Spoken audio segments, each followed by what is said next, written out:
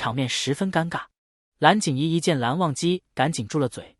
魏无羡看着蓝景怡，心里直道：几千家规就养出这么个孩子，真要把我笑死了。蓝思追一旁说话打圆场：韩光俊，泽无君吩咐准备的书，现下可是要送到进士。魏无羡再看看蓝思追，心道：这小子有前途啊，会看气氛，会控场，谦和有礼，又不像蓝湛那么古板。蓝忘机对他道：午后再送。说罢看了看魏无羡：魏婴，你先回去。他可听不得他们在此喧哗，内容更是不想听。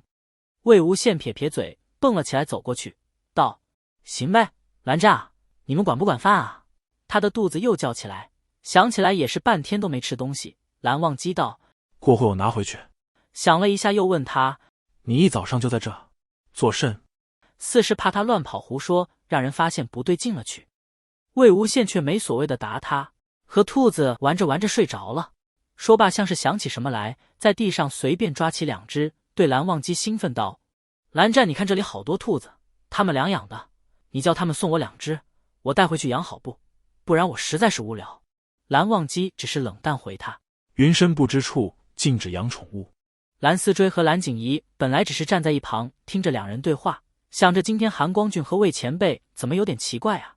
魏前辈没靠过去挂在韩光俊身上，韩光俊的语气也有点冰冷啊。这下听这么2句对话，惊得下巴都要掉到地上了。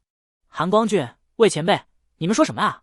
韩光俊，这些是你养的啊？2人拉着蓝思追、蓝景怡又去了韩氏。这下蓝思追和蓝景怡才知道蓝忘机和魏无羡失忆了，才不到半天就露馅了。魏无羡直觉他和蓝忘机装不下去啊，2人连熟人都不算，怎么装得成道侣啊？蓝曦臣却说：思追和景怡是无事的，你们关系本来就好。然后还说了若有什么事可以问2少年，并吩咐2少年将他们照顾好，让他们下去了，只留下蓝忘机。忘机，你可是有事要问我？蓝曦臣总是知道他的心思。兄长。蓝忘机顿了顿，还是问了：我和魏婴确实是道侣。蓝曦臣肯定地回答他：忘机，你应当知晓道侣是为何意。蓝氏家风古板，因先祖蓝恩的事迹，道侣对他们来说更是意义非凡。见他不答，蓝曦臣又道：忘机，我知你一时难以接受，但是先不说无羡是什么人，光凭是男子这点，你就应知你们不容易。我知，只是或许他们曾历经千帆，也曾立下誓言，从此此间无他，此生为他。只是现在他和魏无羡都不记得了，此番种种还做得数吗？蓝曦臣看他神色复杂，问他：忘机，你老实告诉我，你现在是不喜欢无羡？依他的记忆，魏无羡还只是刚认识不久的陌生人而已，顶多因为魏无羡总喜欢缠他闹他，算多说过几句话的人，何来的喜或不喜？蓝忘机只道：魏婴此人太过跳脱。天知道蓝曦臣有多久没听到蓝忘机说魏无羡的不是了。他这个被爱情迷了眼的弟弟在魏无羡身上就只看得到一个好字了。现在听来，这个眼睛还明镜似的弟弟，他甚是怀念啊。蓝曦臣甚是欣慰，道：忘机，你先别忧心，记忆的事我会想办法，你就先当交了个朋友。听罢，蓝忘机微微蹙眉，思考了一下，又问他：兄长，魏婴为何相貌有异？哎。蓝曦臣深深叹了口气，告诉他：献社。那边蓝思追和蓝景怡领着魏无羡，蓝景怡还很不可置信的叨叨：魏前辈，你真的什么都不记得了吗？我们一起夜练，那么多回忆，不记得那多可惜啊。是啊，你们俩这么可爱的孩子，我忘了都觉得可惜。又想到当初自己也带着个小朋友，年纪应该和他们差不多大，现在不知道怎样了。其实他是很想问的，但是在蓝曦臣面前他又不好开口。看着这2少年和自己关系感觉确实不错，就问他们：景怡、思追，是吧？2少年点点头，示意他并没有认错人。魏无羡便继续道：你们能不能告诉我一下，乱葬岗如何了？上面的人呢？回答他的是蓝思追，口气带了点淡淡的忧伤：都不在了。这样啊？魏无羡倒不是很意外，不如说也是在意料之内。当时自己也只是想着能保他们1天就保1天罢了。蓝思追又告诉他：但是鬼将军还在，阿苑也还在，都好好的。魏前辈不必担心，现下只要先想着自己的事就好。魏无羡表情果然缓和不少，笑笑道：“还在变好，多谢告知。”蓝思追差点没忍住过去抱住他的冲动。蓝忘机提着食盒回到净室的时候，就看到魏无羡躺在地板上装死，一动不动。你这又是在做甚？我好饿啊！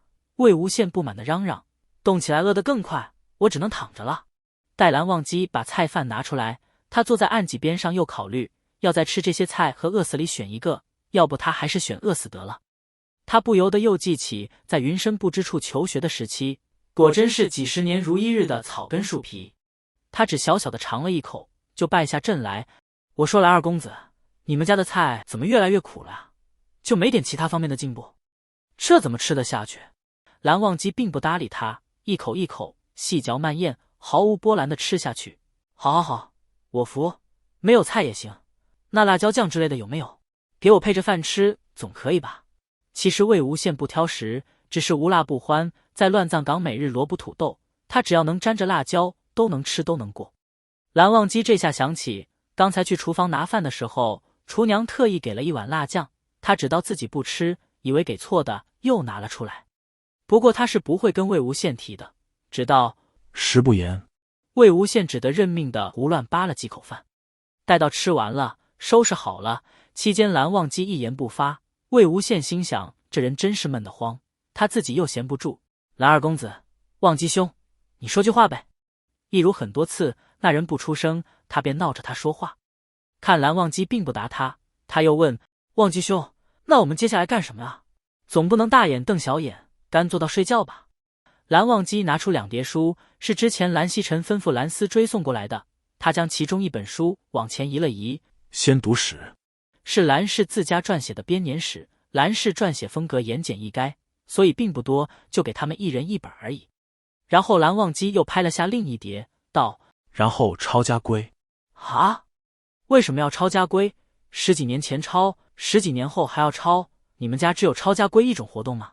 兄长说新增了家规，你我不懂，抄了才好记牢。我记你们家家规作甚？我又不是你们蓝家人。但只见蓝忘机端正地坐在他的对面，对他道：你现在是？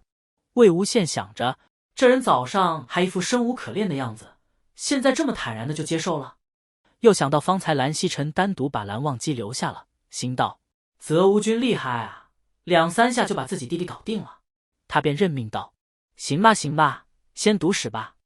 2人一人拿一本，魏无羡比蓝忘机记忆要靠后些，要看的也少一些。蓝忘机拿起书，几乎要从那本开头起去看，一时又安静了下来。魏无羡是没什么心情看书的，这个蓝氏编年史只是大事年表，说的都是仙门百家如何如何，都是自己不感兴趣的东西。而且蓝氏书写法十分的枯燥无味，还不如去看坊间话本。他无心看书，便又像当初藏书阁时那样偷偷抬眼去瞄蓝忘机。蓝忘机依然端端正正看得认真。也是了，雅正集更枯燥，这人都能看得认真。正想着，不知蓝忘机看到什么，身形竟有些不稳，晃了晃。魏无羡心中一急，脱口而出：怎么了？也没多想自己是一直偷看蓝忘机，才捕捉到他的这一点动摇。蓝忘机清浅的眸子看向他，似有些不解，又马上全当是巧合般解释了，对他道：无事，只是看到云深不知处烧了，父亲不在了。仿佛回到了几年前那个漆黑的山洞，清冷的少年有着清浅的眸子，也是这样对他说道。明明好似喝出口的动人寒气，却犹如身旁的火堆，在洞里显得格外刺眼，一烧便能烧进人的心里去，让人慌心，让人不知所措。魏无羡依旧不知道该如何面对这样的蓝忘机，只能回道：我知道，几年前你在木溪山便告诉我了。见蓝忘机不解，他便把木溪山2人一起斩杀屠戮玄武之事眉飞色舞地说给他听。他说大恶人温巢，大王八屠戮玄武，说蓝忘机救了他，他又救了蓝忘机。虽然面目完全不一样，却好似当年洒脱不羁的少年，脱离了故事，跃于他的眼前。说着说到最后，他道：那会我发着烧，迷迷糊糊的，蓝湛你还给我枕腿唱歌呢。